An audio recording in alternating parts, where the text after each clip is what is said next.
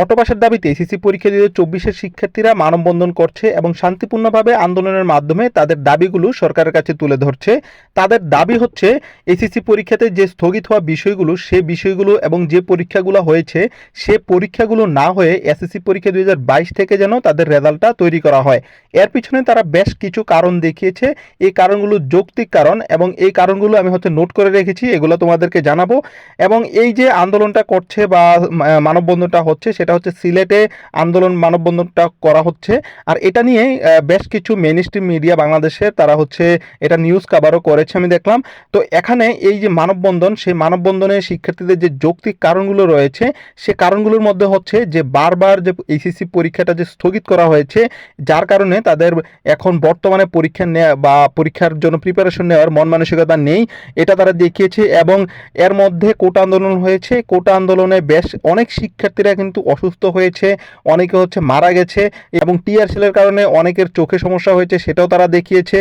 তারপর অনেকে কারাগারে ছিল, অনেকে অনেক নির্যাতিত হয়েছে পুলিশের দ্বারা, ডিবির দ্বারা। তো এইটাও তারা কারণ দেখিয়েছে যে কারাগারে থাকার কারণে তারাও আসলে এখন পরীক্ষা দিতে প্রস্তুত নয়, প্রিপারেশন নিতে প্রস্তুত নয়। তো এটা সবার পক্ষ থেকে তাদের এই দাবিটা ছিল।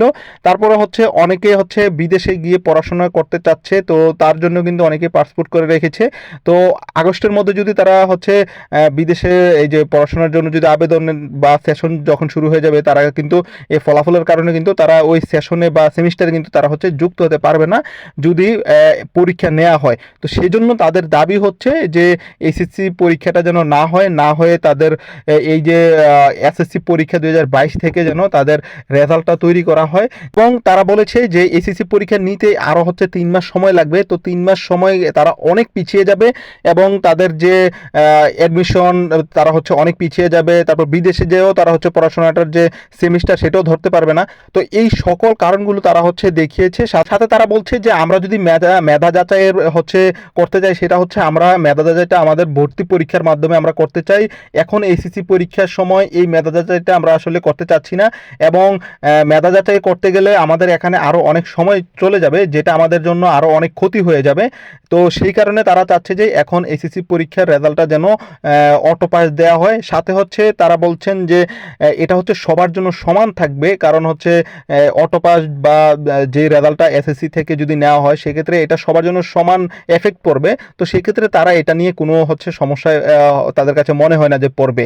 তো এই দাবিগুলো তারা দিয়েছে। তো তোমার কি দাবি বা তোমার কি মতামত তুমি একটু কমেন্টে জানাতে পারো। অনেক শিক্ষার্থীরা পরীক্ষার দাবি পরীক্ষা দিলে তারা বেশি তাদের জন্য ভালো, আবার অনেক তাদের এই দাবিগুলোর কারণে তারা অটো পাসটা চাচ্ছে। তোমার কি মতামত তুমি একটু কমেন্টে জানিয়ে দাও।